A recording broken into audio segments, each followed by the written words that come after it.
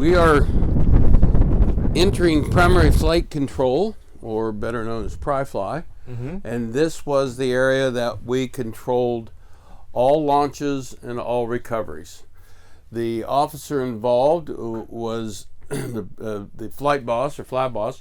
He was probably a commander, an ex-aviator, belonged to ship's company.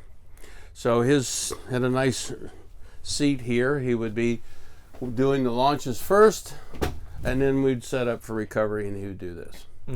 There was no air conditioning in this facility. It was quite hot and humid in here, and this is very primitive compared by today's standards. However, we did have closed circuit TV, which was put in the 60s, early 60s, and that was a real innovation because prior to that, we filmed everything with 16 millimeter. But with this, you could actually see a plane coming from very far away. Yes, you could see it. We were usually looking a mile to 2 miles aft to see a plane coming in. Now, you explained that when the wind shifts, you have to move the runway too. Well, yes, if we launch or recover into the wind. So depending on our base course, we then have to find the wind, and then we turn into the wind. We need at least 35 knots of wind across the deck to launch our planes.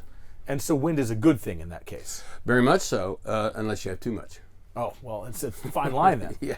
Now explain what this indicator is here. Well, this was put on when we became a CVS, which is an anti-submarine ship, when we picked up our helicopter complement. And this simply indicates wind across the deck.